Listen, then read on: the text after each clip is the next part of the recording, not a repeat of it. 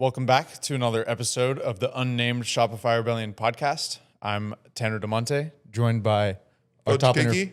Fudge, Juan. Contractz, and Reven.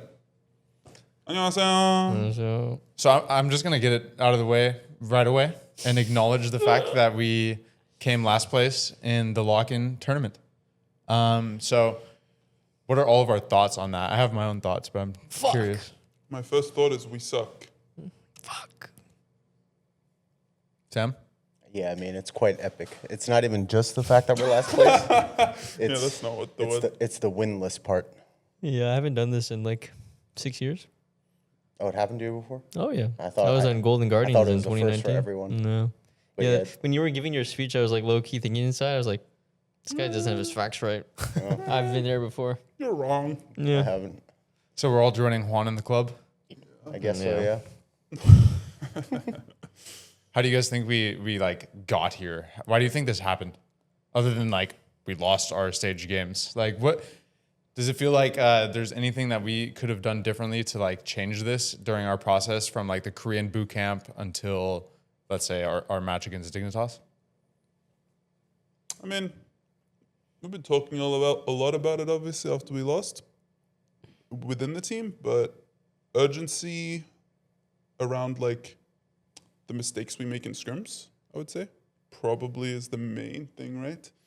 Because, you know, we obviously will make a lot of the same mistakes that we do on stage that we do them in scrims. Sometimes it's like, usually we play still like cleaner on stage than we do in scrims.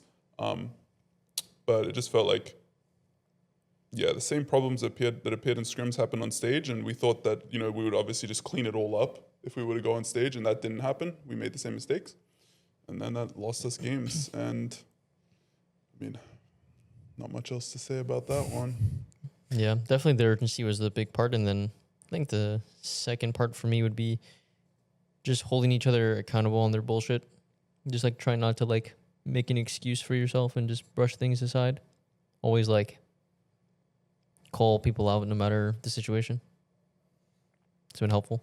That's definitely been the theme of our team this year. I mean, even from the Korean boot camp, because I don't really look back and like have any huge regrets on anything that we did as a team, because at the end of split 3 last year, I think it was kind of apparent that like, it's not that we fully checked out at the end of split 3, but I think we all kind of looked at that time period and we felt like a little disappointed in all of ourselves. And then from the Korean boot camp, which was about like 3 months ago, we all kind of decided like effort is the big thing for us for this year. Like we just have to up the effort.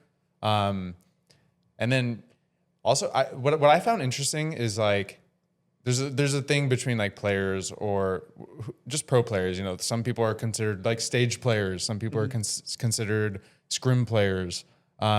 I would always, especially from last year, consider us as more of a stage team. But then what I kind of find interesting now, and this is like the weird, like, I don't know, the juxtaposition of our team. It's like we actually started doing a lot better in scrims, especially in the last 2 weeks, but it didn't obviously instantly translate to our game against Dignitas. Because from my opinion, we're much better than Dignitas. Like just how we are as a team, how we play the game, and like even just on individual levels. And that was a team that had very little practice going into that match as well. So like, what do you guys kind of think about that? Like this whole like stage player versus scrim player idea? I mean, it exists for sure. Like, I think, because I did the Shopify 2024 team. Not that they were like insane winning against everyone, but I feel like our scrim performance, the 2024 team with Boogie, Zazel, etc., was like actually pretty good. But they were like very not so confident on stage, and it wouldn't show basically consistently throughout the entire year. That was like a big mental struggle. Whereas 2025, it was the complete opposite, where our scrims wouldn't really look that good, but on stage, everyone just like kind of knew how to turn it on. And the cleanup of problems per se were way less apparent in on stage at least. But yeah, now we have a new roster. Even though it's only a one-member change, it is the mid lane. and it's also the profile of the player. Like Zinie is a fantastic player and a great kid, but like I don't think it's the same as like integrating Morgan, for example, because he's just a top laner. He just lanes, and then you guys need me? Okay, I TP, and then that's the extent of his communication. I mean, really, is it not? It probably is. But like mid lane, there's like support, jungle, like, all right, 1-3-1, where do I go now? I feel like there's a lot of like live communication and also knowledge that is required to be picked up. So yeah, there was that struggle per se, but nothing like too major. I think what a lot of people don't realize as well is like, this is Zinie's first time. I mean, I'm just talking about Zinie because you brought him up, but this is Zinie's first time in any tier 1 region anywhere. Like he's 19, I believe, or 19 or 20. I should probably know that. 20. He's 20. And like, this is his first time not playing in a minor league. So I think like that's a fact. His English was a fact. So it changed a lot of our team dynamics versus like you can compare him to like the other new players in the league. Like my head goes to like Call Me. He played in like TCL. TCL, I guess, is arguably not like a tier 1 region, but he's played on stage before. And like Zinie is like only had his experience in KT Challengers, which is definitely not as like big, but yeah. I mean, on stage versus like the on stage players or the scrim player thing. I mean, for me, I don't really think about it too much. I don't think it matters to me that much. But I mean, I acknowledge that there are players who definitely care less in scrims and then they play better on stage. But I don't really feel like we played necessarily that much different compared to stage or scrims this year. That's my feeling. I felt like, if anything, we played worse in scrims. Like in general, like less clean, and the enemy teams just played a little bit better. That's my feeling. Yeah, for me, I felt like I played like 10 times worse on stage than scrims for numerous of reasons. Mainly, like, I just didn't really play like too confident, I think, on stage the past like 2 series. Definitely I play a lot more loose in scrims, and I feel the flow of the game a bit more, which is usually the opposite for like the past couple years of my career. So just looking to find my flow again for next split. It's been the most important thing for me. Have you had like, because you've been in the LCS a long time, Juan. It's been what, this is like year 9 or year 10 or something like that? Year 10, yeah. Year 10, which is crazy. I think you might be the longest tenured player at this point in the league. Impact still exists. Impact. Fucking old man. Have you? Can you recall like a moment like this in your career before, where you almost like, I'm not saying that you need to like reinvent yourself, but something that worked for you in years prior isn't working for you now, and like how do you like approach that? Definitely, first is just recognizing it, that it's not working, and then after that, I've already done kind of like a bit of a self-diagnosis on what I need to fix in terms of like routine or practice reps, stuff like that. So I feel like I have a pretty good idea going into next split, what I need to do. But yeah, I mean, I've definitely had moments like this in my career before.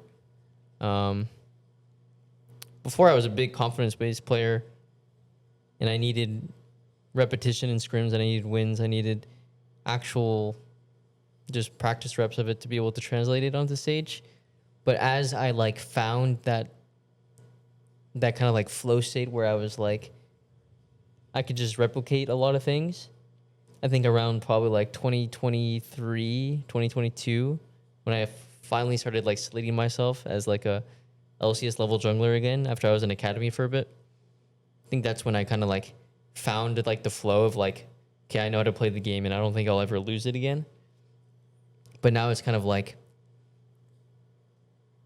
finding it again in terms of like good flow of the game on stage. What about you, Fudge? You ever lose it? Lose what? Like a rhythm of the game or like a grasp of the game where you didn't feel 100% yourself type thing throughout your career? I switched to mid lane probably. Started playing Soraka and shit. I mean, Like, when I was playing mid lane, it was like, yeah, what the fuck is going on? I don't know what the hell I'm playing. Playing against fucking Jojo Pyun in like a Soraka versus Victor matchup, and he had Aerie, Scorch, and I have like a Dark Seal or something, and refill potion. Like, I don't know. Like, at that point, it was hard. I mean, for me, I feel like as a top laner, you just have to know how to play your matchups and have a very good matchup understanding. And playing against like players that play, specific matchups better than you, it's always hard on stage. Like for example, the Renekton Na matchup, I didn't play that well. Against Morgan is like the big thing I remember. I think the Dignitas series, it wasn't really about lane, but yeah, for me, top lane has always just been about like playing your matchup well. Because if you play your matchup well, you're gonna like playing mid game and stuff is just easy, to be honest with you. Like team fighting and playing matchups well is the only thing that really matters as top laner. Everything else is really easy to play, IMO. And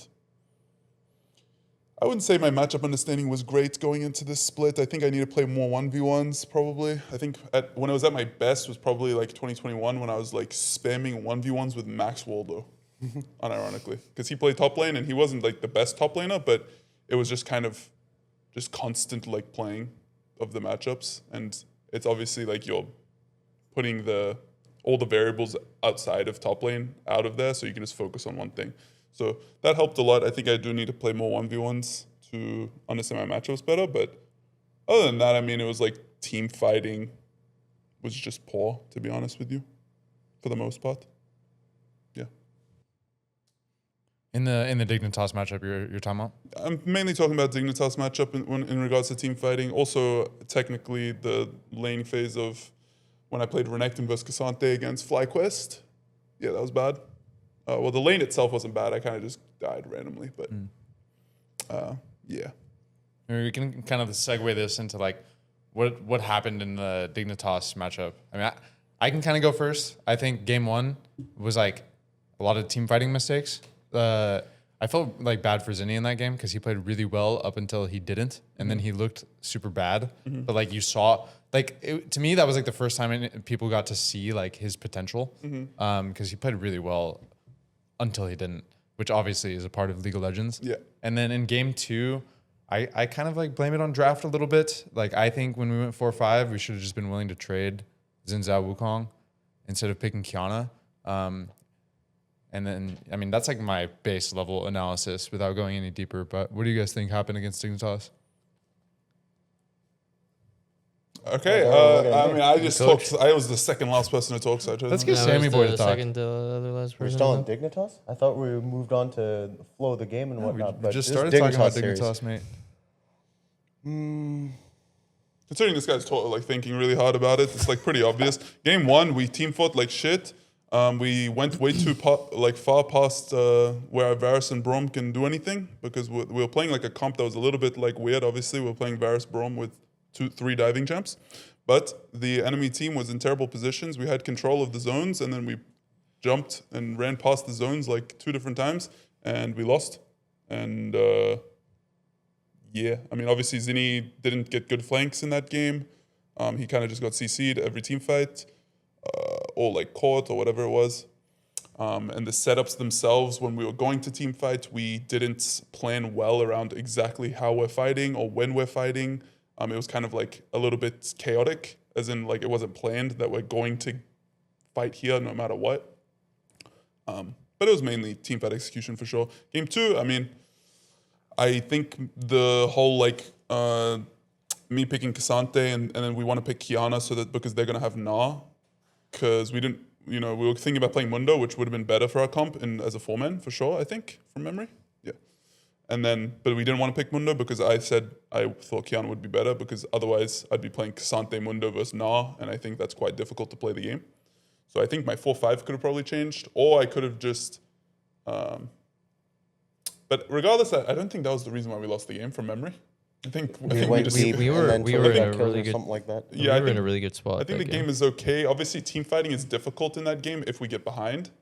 Or like if we get behind, we we can't play side lane with Ryze Kiana, or it was an Ivia Kiana. Or Well, I think I remember now. We did like one of our classics, which we won a team fight in River, and then chased them deep into their red buff to keep killing them, and then Palafox got 3 kills. Yeah. And then after that, the game was pretty hard. Yes. Which was like, that's kind of like a classic mistake of ours, like not taking the small wins. Yeah, I mean, when we have a comp like that, we definitely have to like play our pressure timer as well. Like I remember level 6, I wasted my ult. Now we couldn't fight Grubs or Dragon. I think I also missed a Dragon timer around level 5. And then, we had the level 8 timer thing where we chased into the jungle. And then there was the second level 9 timer where since I was in River and I told Zinie to go on him. Yeah. And then it was a disaster. But if we just played a little bit more patient and just thought about the big picture, my ult was up in like 20 seconds, I think, 15 seconds. And then we would have been able to take bot River after that. But when you play hasty and lose pressure timers, it's going to be bad with that kind of comp.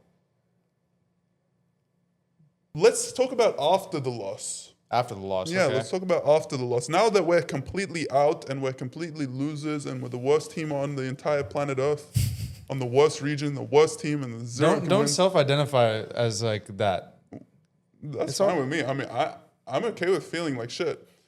Why don't we tell them how good our Yeah, scrims exactly. have been? Let's talk about what we've been doing, Tanner. Explain. past, No, what, Sam. Explain yeah, what you're we've gonna been say Sam. doing and what you planned for our team after the loss to make sure we have a good split too.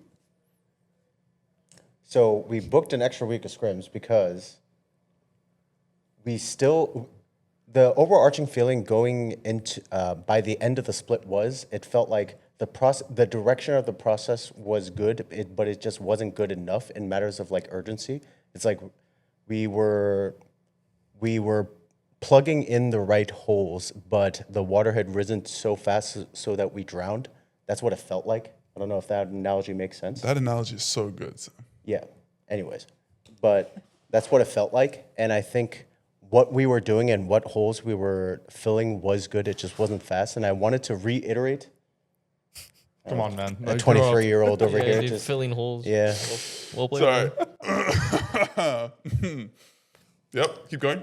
But it's just, I used urgency in matters of the problem of the split. I think the theme for this week was reassurance. It's just like what we were doing in matters of practice was still good, and I wanted to keep it going independent of whether this matters in matters of like competitive results yet, because I felt like it would be a good re-confidence builder because there's going to be a long break because our next practice schedule after this week is probably going to be like a month from now. And I think I didn't want to just completely let go of the built-up process that even though it wasn't enough for split 1, that it can be used and in a better way. And I think we made some adjustments as to how we do things, like how we do reviews, the point system, and base it off of like accountability. Like I think what Juan said about the not making bullshit excuses, etc. Like him just saying that out loud, I think was a product of what went throughout this week. We had some blow-ups per se, which I think was good because it's not that it didn't happen because of the frustration of the loss of the game, because the results were pretty good, even in this week. But it was just like how we get more comfortable with just saying uncomfortable things to each other and just building that like good back and forth feedback process without having to worry about people being sensitive or taking it the wrong way. Yeah. I mean, I think from the coach's perspective, it's just all about applying ourselves more. Not even just like the two coaches, obviously, I think what me and Sam are trying to do is like pressure everyone a bit more, kind of like highlight things more, make people talk more, not let dead air be dead air. Like just really pushing the boundary on like what we can do as a team and what we can work on. Because I think in coaching, at least what I've learned is that there's a delicate balance. I don't think every day you can like drill someone and then 6 months down the road, if you drill someone every day, I think like you're just asking for a burnout or like a mental boom of sorts. But also if you go too far the other way, I think then you're not really doing your job as a coach as well. You kind of need to have a very nice balance there. So I would say, yeah, we're trying to apply ourselves more as coaches and honestly get the players to apply themselves as well and just feel that same passion or the same like urgency, because like we said at the beginning, we're fucking 8th place out of 8, which is something that we don't plan on doing ever fucking again. Like, I don't know. I don't think any of us want to ever feel like we felt after we lost to Dignitas again. Yeah. Do you guys got anything to add on this? Sorry, I got a little bit distracted Yeah, me too, man. by this motherfucker over here I was trying to let behind you the camera. finish. You guys had some But really I was good just listening. points, I was just yeah. listening. What do I have to add? When you feel angry after you see a player play bad in scrims and then they don't say anything, how do you approach it internally, Tanner? So that you don't just fucking throw your emotions at them. How do you approach it? Yeah, how do you what do you tell yourself internally? Like what's the inner talk, you know? I mean, first of all, I put pure trust into my teammates or my fellow coach that I'm allowed to say whatever I want without them being offended. Obviously, there's lines you can't cross. I don't think like personal attacks or saying holy like that you're fucking bad or like these kind of things is like crossing a line. But I think you have to be able to trust that your teammate will accept what you have to say as your truth or your feeling. So I think that's the first one. You actually have to be willing to be vulnerable to even say your thoughts. And then from there, I really like believe that you should just be slinging like what you think and what you feel, especially because this is a competitive environment. It's a competitive team. Yeah. Someone's going to win and someone's going to lose every fucking day, every weekend, every split. Like not everyone gets to be winners. There's no participation trophies. And I think, yeah, you just have to trust the people that you're in the room with. Yeah. And if you can't trust that and you just allow yourself to go through the day and be like, fuck, I can't wait to go home and be done with scrims. My fucking teammates are so fucking bad. Like, I think you are doing yourself and your entire team a disservice as in a competitive, like 5v5 team. Like when you watch real sports, it's all about camaraderie. It's all about like us against them, us against the cause. It's like, obviously there are individuals who put me over the team. Those players get weeded out often unless you're literally a fucking superstar. Best. Like you need to be a superstar to have that kind of mentality. Otherwise it's like the group is above all. So honestly, so much comes down to trust. Trust it is. Faith. All right, let's segue. I'm going to segue again. Second segue of the Second podcast. segue. Oh, this is exciting. So let's talk about the format a little bit, and let's talk about if they're.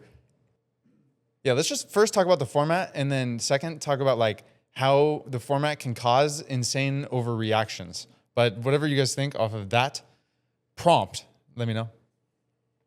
For split one, you're saying? Yeah. I mean, it's kind of pathetic to complain, no? About Well, you don't got to complain. Just give your honest thoughts. Obviously, we went 0 wins and 6 losses. Yeah. But the format can still be bad with 0 wins and 6 losses, or it can still be good. So, like, honest thoughts on like the lock-in tournament. Okay, I'll go first because I feel like. My thoughts. me go. I was thinking. I thought My Sam thoughts was gonna are honestly, I kind of like it. I think Yeah. best of threes is good, and I think generally like it's pretty fair. Like losing your play against obviously the 0-1 team. Obviously, we got slightly unlucky for our team because we played against the hardest 0-1 team, like TL, right? Well, that's what everyone thought was going to be the hardest team. Like we thought C9 and TL were like the 2 best teams. Most people, C9 and TL and scrims were the best teams. Yeah. From general consensus, I think in the league. And then we played against TL after we went 0-1 against FlyQuest, who FlyQuest were apparently also doing pretty good in scrims. And then like obviously we could have played against 2 easier teams possibly, but it's just like kind of somewhat fine, I feel like. And then. Yeah, when you're 0-2, we're playing against Dignitas and we lose. It's like I feel like that's pretty fair. Like the format's good. I think best of threes are good.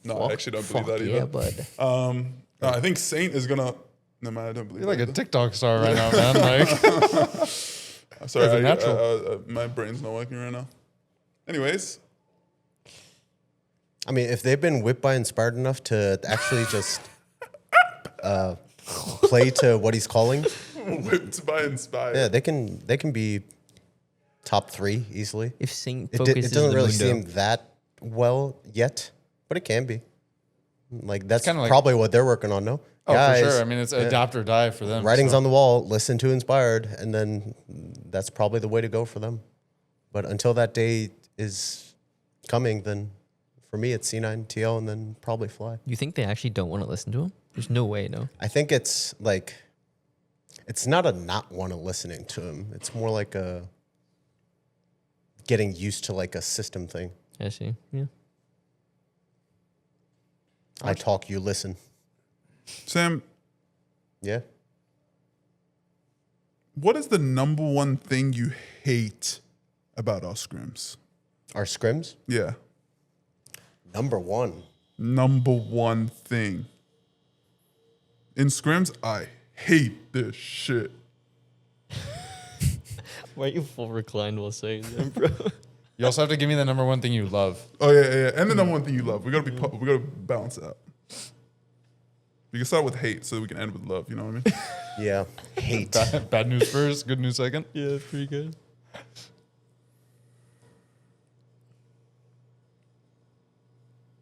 I already know what Sam's answer. Be specific. He says it all the time. He's like, "This makes me hate my job."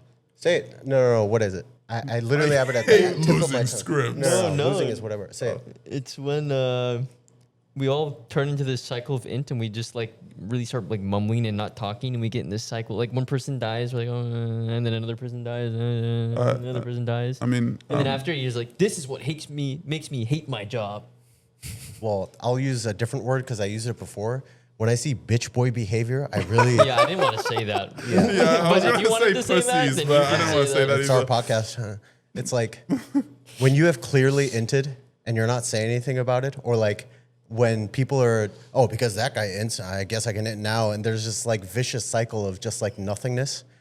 I really want to just jump out a window, but then there's that. That's the most hated part. The most loved part is, I think when teammates, whatever teammate is down for whatever reason, when people bother to uplift and bring that camaraderie aspect that you were talking about of like a team aspect. I think when I see that in and outside of the game, I think that's the brightest part of the day generally. Yeah. That's lovely, man. Lovely. Thank you for answering. What about you, man? Me? Yeah. Number one thing I hate about scrims Yeah. when I lose lane, maybe And you're going to say that. What do you love then? Winning? winning lane. Simple top laner. I mean, that's all that matters. Nothing else matters, brother. Are we gonna go around the whole table now? Yeah, go ahead, Juan. Juan? I hate when I have 3 losing lanes, and I love when I have 3 winning lanes. That's also true. Yeah, that's fair That's enough. a kind of a cop out though, no? Like, I mean, Fudge is allowed because he's a top laner and like he just sits up I'm there. a but- jungler, dude. What can Yeah, I do you with farm 3 lanes? NPCs and then you go to team fight and skirmish and shit. Yeah. I love getting excused for anything because I'm a top laner. What I about feel you, like Tanner? nothing I do matters. Beyond what I said, what do you hate most? Other than chain inting, because I mean, I agree. I mean, I'm just gonna like reiterate your point if I'm being honest, because like if you as a team are not able to mentally recover from a bad play and you just keep making bad plays, it's just like we might as well be an academy team. Like I feel like that's like the marquee of a great team is you can make a mistake and recover within the next 30 seconds of the round of the following round, and then figure out a new plan to actually win the game. Because at least like the way I see it is like in almost every game there is I can't think of the word, but there could be a pathway to win any game.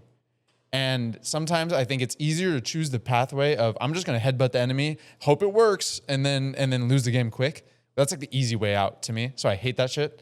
What I love the most is when I know an individual is working on something.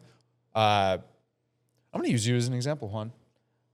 Juan has been working on like applying himself to his other teammates and fucking telling them exactly what he fucking wants. I see him do it. I see how much effort it takes Juan to do. And then at the end of the day, I see how good he feels when we have a good day. And I'm just like, nice. I can feel his delayed gratification through the effort that he put in. And then that makes me, as a coach, I'm like, fuck yeah, nice. Because my players are doing like, I don't know, good things for themselves and their teammates and making everything better. And it's just like those moments I kind of live for. Yes, So. sir. Hell yeah. Yes, sir. Thanks, man.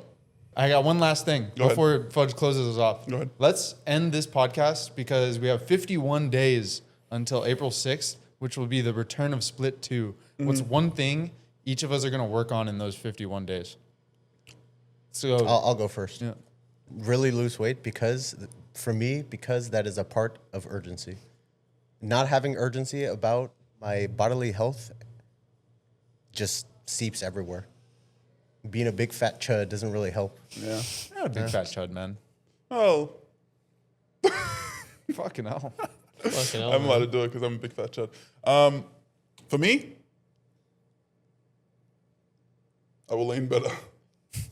Come on, man. Okay, second thing. Second thing, play 1v1 so I can lane better. Oh, perfect. Third thing, I will continue to push through the uncomfortable feelings of communicating my emotions to my teammates when I'm mad after we lose scrims. Yes. Awesome. Stay being consistent with my life habits because I think they've been pretty good so far this year. And then kind of ties to the second thing, but it's also just staying in form in game and out of game physically. Go ahead, Donna. I mean, same for me as like you and Sam, Juan and Sam. For me, I'm like trying to get out of my bad habits that I do as a person in and out of the game, which like, I don't know, food or not going to the gym or at nighttime wasting my time. So I'm trying to like get out of like habitually bad things that I have built up over the years. So like personally, that's what I'm trying to work on. Because we're gonna have like 1 week off, and then I'll probably take 5 days of myself, and then like keep playing solo queue. That's something I started doing this year a lot more, thanks to Reven. I think he pushed me a lot to like care more about playing the game and being on top of that kind of thing. So in those 51 days, I'm gonna spend a lot of time being studious and watching all the games that go on and playing the game myself. And I don't know. Honestly, I'm not gonna lie. Season 16 has kind of made me fall in love with the game again. I don't know if you guys feel similarly. Yeah, it's a but good game. Season 16 is fucking sick. So that's kind of like where I'm at. Gonna take some time to study. But yeah, I Awesome. agree, man. Awesome. That's great, guys. We will win next split. And with that, For CloudSidky, Yeah, for CloudSidky. he was having a mental breakdown, and I'm sorry about that. he was. Yeah, that's our biggest fan, man. I didn't know he was having a mental breakdown. But I couldn't even click the 15-second short that he posted on his Twitter, but it just looked Okay, bad. we don't have to end it on a bad note. Let's end it on a good note, guys. We will do better for you, buddy. Cheers. Have a wonderful fucking day, lads.